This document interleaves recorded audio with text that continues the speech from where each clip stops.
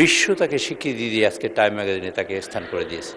মাননীয় স্পিকার, আমি আমার তরফ থেকে এবং সংসদের তরফকে দেশবাসীকে অবহিত করে সকলের তরফ থেকে আমি তাকে ধন্যবাদ জানাতে চাই। মাননীয় স্পিকার, মাননীয় চিফ হুইপ। মাননীয় স্পিকার, আমি আপনার মাধ্যমে জাতীয় সংসদকে এবং দেশবাসীকে অবহিত করতে চাই, গতকালকে টাইম ম্যাগাজিন পত্রিকায় বিশ্বের সেরা 100 ব্যক্তিত্বের মধ্যে আমাদের মাননীয় নেতা, আজকে সংসদ নেতা এবং প্রধানমন্ত্রী জনাব তারেক রহমান সাহেবের নাম আছে এবং তিনি সম্মানিত হয়েছেন।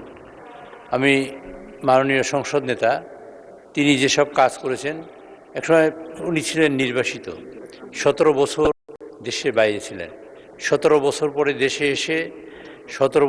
দেশে এসে আসলেন। আসার পরে মানুষের মধ্যে এরকম আশা জাগিয়েছেন যে আশায় অনুপ্রাণিত হয়ে সারা দেশের মানুষ আজকে অনুপ্রাণিত হয়ে তাকে বিপুল ভোটে বিজয়ী করে এই সংসদে পাঠিয়েছে। তার কাছে মানুষের অনেক প্রত্যাশা। এই দেশের মানুষের তিনি ঘোষণা দিয়েছিলেন তার ইশতেহারে যে তিনি বিভিন্ন কাজ করবেন। মাননীয় স্পিকার, আঙুলের কালি শুকোবার আগেই তিনি তার কাজ বাস্তবায়ন শুরু করেছেন এবং তার মধ্যে ফ্যামিলি কার্ড অন্যতম, যার মানুষরা, মহিলারা পাবেন এদেশের, এবং তারা পেয়ে অর্থনৈতিকভাবে স্বাবলম্বী হবেন এবং দেশ সঠিকভাবে পরিচালিত হবে।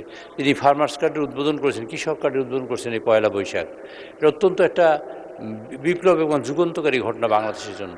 মাননীয় স্পিকার, তিনি আমাদের ইমাম এবং মুয়াজ্জিমদের জন্য তিনি ভাতা দিয়েছেন এবং বিভিন্ন ধর্মের পুরোহিতগণের জন্য তিনি সম্মানের ব্যবস্থা করেছেন। তিনি প্রথম ক্যাবিনেট বৈঠকে প্রথম মিটিংয়েই প্রথম সিদ্ধান্ত ছিল 10,000 টাকা কৃষি ঋণের সুদ মওকুফ করে, ঋণ সহ। এই জাতীয় কাজ যিনি করেছেন তিনি তারেক রহমান।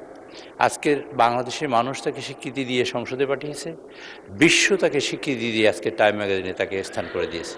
মাননীয় স্পিকার, আমি আমার তরফ থেকে এবং সংসদের তরফকে দেশবাসীকে অবহিত করে সকলের তরফ থেকে আমি তাকে ধন্যবাদ জানাতে চাই।